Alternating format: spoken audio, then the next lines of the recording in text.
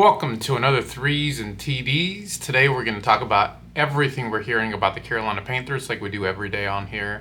And for those of you who thought we were having a regular chill Friday day after the preseason game, that is not the case. There's been a lot going on. Number one, Taylor Moton, right tackle for the Carolina Panthers, gets extended to a 2-year, $44 million deal. I'm incredibly happy for Taylor. He has been clear that he wants to be here. There was a couple of, not a couple of weeks ago, but a few weeks ago, in a presser, Joe Person from The Athletic asked him, hey, how are you feeling about this year? And he got emotional. I mean, he had tears. He said, I've given everything to this franchise. And let's be honest, this franchise might not have given a whole lot back to him with how bad we have been. So he gets extended to 2 years, $44 million. That's very, very exciting. I'm super happy for Taylor. I think he's older, but to me, that number is just fine with how reliable he has been. I also think, there's a lot of speculation about why now? Why on Friday morning after your last preseason game do you extend Taylor Moton to that? And lots of speculation. Princely went out of the game yesterday with a shoulder. Nick Scorton is recovering from a collapsed lung. So there's just a lot of things at play that are happening. And so a lot of, some of the rumors were, is this clearing up space to go after like Trey Hendrickson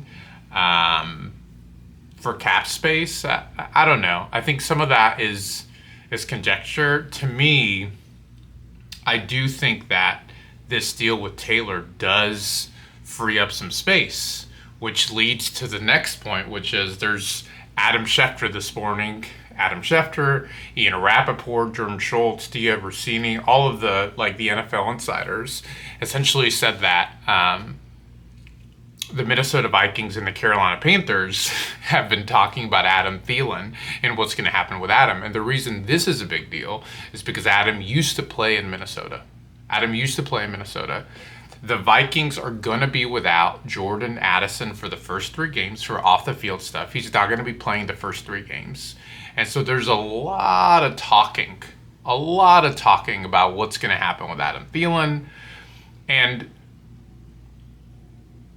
I don't think we should trade Adam. And let me tell you why. Adam, in the last 2 years, has been the most reliable wide receiver for Bryce Young. Now, some might say, well, that's not saying much. Maybe it's not saying much. But the truth is that as deep as this wide receiver room is, I've been on the record and said that this wide receiver room is the deepest wide receiver room that any Carolina quarterback has ever had. We have invested last year's first. We have invested this year's first. We invested a crap ton of money on our offensive line. We have invested, just a lot of money to make this offense a top 10 unit. Now, it might not be a top 10 unit. Anything could happen. Just because we have a talented unit doesn't mean we're going to win anything. But I'm incredibly excited about this offense. So, with that being said, a lot of our fan base is saying, trade Adam. Trade him. Why not? Send him for a 5th or a 6th rounder. And I just don't think that's a good idea. And the reason I don't think that's a good idea is because we finally have a wide receiver room that is deep. And you want to take away Adam, who has been the best wide receiver for Bryce the last 2 years. Now, you could say, well, he was going against DJ Chark and Terrace Marshall and, all these guys. Sure, but he was still the best wide receiver. What if you get, a couple of injuries? Jalen missed time last week. What if Jalen Coker goes out? What if Xavier Legette re-injures his wrist? And then you've shipped Adam out. That's a problem. Is Hunter Renfrow going to be your 2? Is Jimmy Horn going to be your 3? I just don't understand why we're so willing to part with Adam. It literally makes no sense. And on top of that, all you're getting is a 5th or a 6th rounder, a day 3 pick. Do we need to go through the round 5 picks of the Carolina Panthers in the last 25 years? I'd be more than willing to do that. We can do a whole video on that tomorrow if we want to. It ain't good.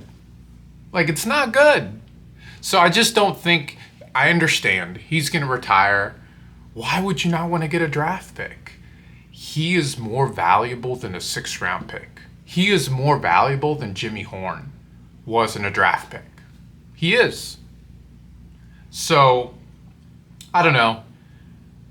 I just don't want to part with Adam. Taylor, back to the Moton thing, there's just a lot going on here. The timing of Taylor Moton getting extended, Princely and Nick being out.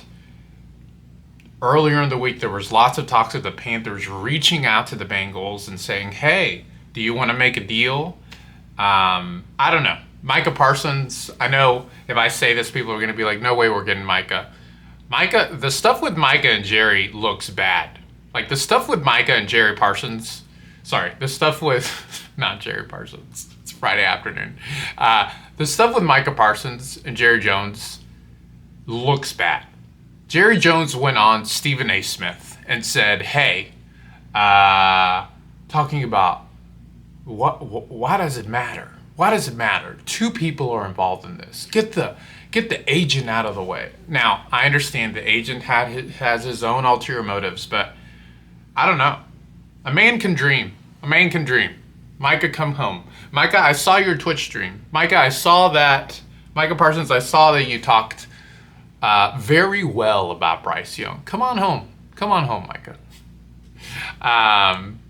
But yeah, we'll see what happens. I think Dan is going to try to make some moves, and we'll see what happens. I'm not saying we're going to get Trey Hendrickson. I'm not saying we're getting Micah Parsons, but Dan has been known to make a trade and to do some deals. So we'll see what happens, but super excited for Taylor Moton.